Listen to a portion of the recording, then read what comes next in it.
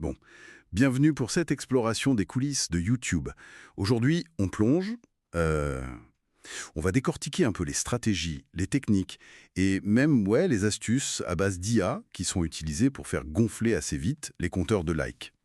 Pour être clair, notre analyse se base sur des sources publiques, des recherches en sécurité, des études marketing, des docs techniques de confs comme Black Hat ou DevConf. L'idée, c'est de comprendre la mécanique derrière tout ça, comment ça marche, ces gains rapides. Des méthodes humaines jusqu'aux trucs plus automatisés, sans juger, mais voilà, en essayant de voir les rouages. Alors, comment YouTube essaye de contrer ça? Et où sont les failles en fait? YouTube utilise tout un tas de signaux en fait. Déjà, la durée de visionnage, ça c'est hyper important. Ensuite, d'où vient le trafic? Est-ce que les vues arrivent toutes en même temps ou de manière plus naturelle? Il regarde aussi l'empreinte réseau, le type d'IP, les caractéristiques techniques du navigateur, ce genre de choses. D'accord. Et bien sûr, la vitesse des interactions. Un like qui arrive une seconde après le début de la vidéo, bon, c'est suspect.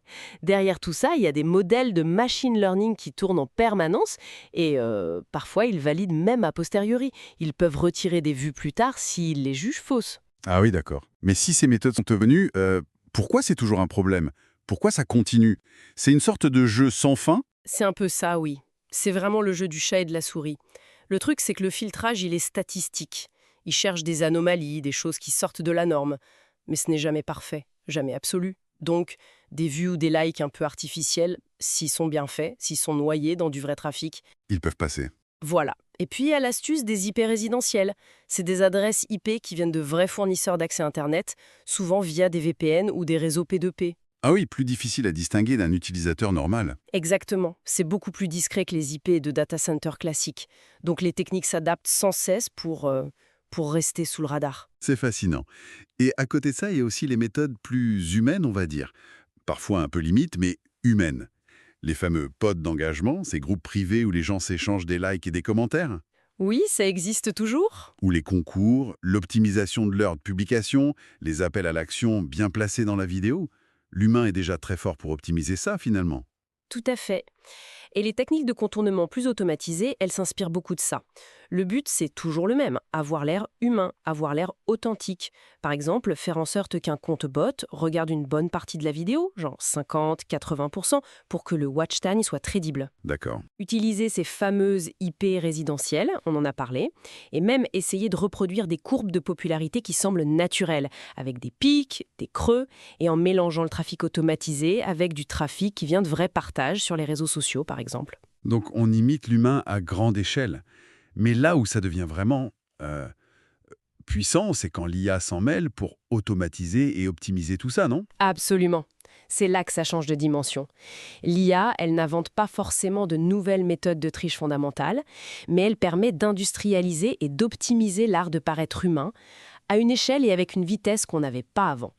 Par exemple, des IA d'analyse prédictive qui vont te dire publie à telle heure, telle minute, c'est là que tu as le plus de chances d'avoir des likes. Carrément. Ou des IA génératives, genre Midjourney ou les outils IA de Canva, qui permettent de tester automatiquement des dizaines de miniatures différentes. Pour trouver celle qui clique le mieux. C'est ça, de l'A/B testing automatisé à fond. On voit aussi des IA type ChatGPT qui peuvent aider à écrire des scripts avec des déclencheurs émotionnels, des moments précis faits pour inciter au like. Et même des outils IA de montage vidéo comme Runway ou Pika Labs qui peuvent optimiser le rythme, insérer des petits pics d'engagement visuel ou sonore. C'est fou. Il y a même des recherches pour simuler des spectateurs IA ultra crédibles, juste pour tester les défenses. Ou alors des systèmes qui vont changer le titre ou la miniature en temps réel si le taux de clic commence à baisser. Waouh, ça c'est presque de la micromanipulation en direct, basée sur les algos. Non? Ouais. La clé de voûte de tout ça, c'est l'orchestration. C'est la combinaison qui est forte.